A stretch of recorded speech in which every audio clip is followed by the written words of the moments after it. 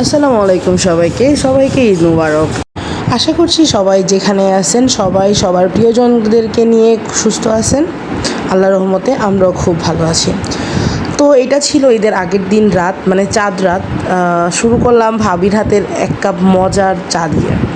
তো আমরা ওয়েট করতেছিলাম যে আমাদের কোরবানির গরু কখন নিয়ে আসবে। আসলে আমাদের গরু কিন্তু কেনা হয়েছে আরও 10 দিন আগে, মানে কোরবানির আরও 10 দিন আগেই কেনা হয়ে গেছিলো।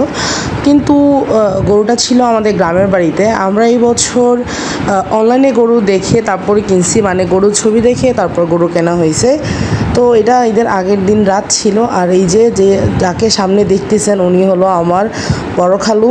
ওনার জন্য সবাই অবশ্যই দোয়া করবেন। আমার খালু মাঝখানে অনেক অসুস্থ ছিল, আর খালু থাকা অবস্থায় আমাদের কখনো কোরবানি নিয়ে কোনো চিন্তাই করতে হয় না।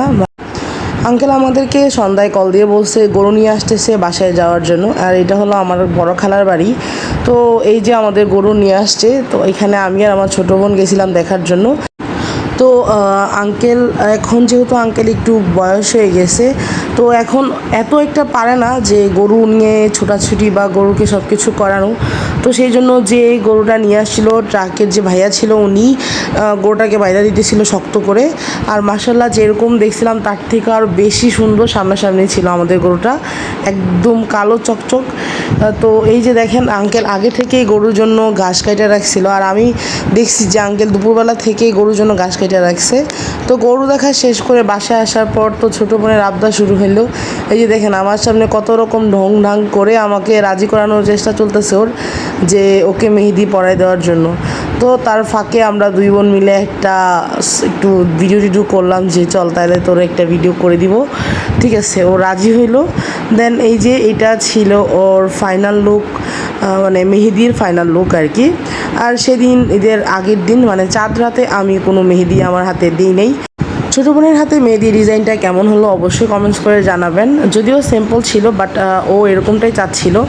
তো ওর হাতে আর আমার ছোটো ভাইয়ের হাতেই সেদিন মেহেদি দিয়েছিলাম।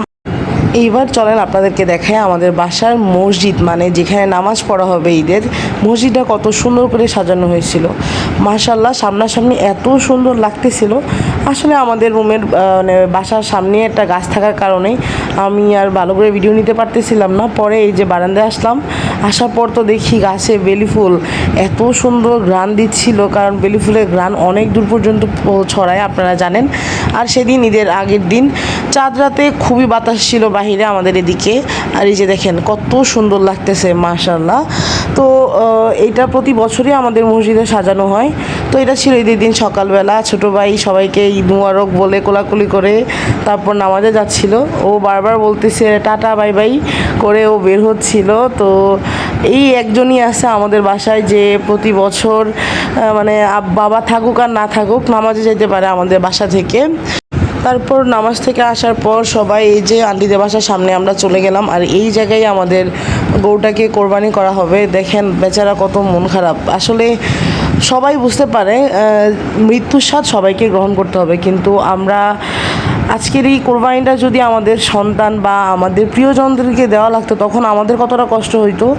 তো যাই হোক, ওই বিষয়ে না যাই, গরুটার খুবই কষ্ট হচ্ছিল, এটা দেখলেই বোঝা যায়। আর কোরবানির গরু আমি দেখছি আগেও যে ওরা কান্নাকাটি করে গরুটারে। তো আন্টি বলতেছিল আমাদেরকে যে কালকে আসার পর থেকে বাসায় আসার পর থেকে ও মানে একদমই নাড়াচাড়া করে নাই। আর এই যে দেখেন আমাদের গরুটার মোটামুটি একটু কষ্ট হয়েছে, কারণ স্পেসটা ছোট ছিল গরুটার তুলনায়। তো এই যে গরুটাকে শোয়ায়ে রেডি করা হলো যে হুজুর আসবে আর তারপর কোরবানি করা হবে। আর আমি এতটুকু দেখে তারপর বাসায় চলে গেলাম। বাসায় গিয়ে মানে আন্টিদের বাসায় গিয়ে এক কাপ চা খেলাম ভাবির হাতে। যাক, সকালবেলা একটু চা খেলে অবশ্য অন্য কিছু অফার করছিল, বাট সেদিন চা ছাড়া আমার কোনো কিছু আর খাইতে ইচ্ছা করতেছিল না। আর এই যে আন্টিদের বাসায় আমাদের সবসময় মাংস কাটাকাটি হয়। তো এই বছর প্রথম আমি নিজের হাতে মানে গরুর মাংস কাটছি। সবসময় তো আনি বা রান্না করার সময় মামনিকে একটু হেল্প করি, কিন্তু এই বছর আমি নিজেও মাংস কাটছি। যাক আলহামদুলিল্লাহ যে বাবা মার সাথে আরেকটা ঈদ আমি করতে পারছি। বাবা তো নাই, বাবাকে সবসময় মিস করি আমরা 3 ভাই বোন। তারপরে এই যে গরুর মাংস সব ভাগাভাগি হচ্ছিল, ভাগ করে তারপর বাসায় নিয়ে আসার সব দায়িত্ব ছিল আমার। আমাদের বাসা বেশি দূরে না, জাস্ট একটা রাস্তা পার হইতে হয়, এতটুকুই। তো বাসায় আসার পর আর কেন জানি এনার্জি হয় নাই কোনো কিছু ভিডিও নেওয়ার জন্য। তো এটা ছিল একদম রান্নাবান্না শেষ করার পরে। আশা করছি ভিডিওটা আপনাদের সবার কাছে খুব ভালো লাগবে। আল্লাহ হাফেজ সবাইকে, আর সবাইকে আবারও ঈদ মোবারক।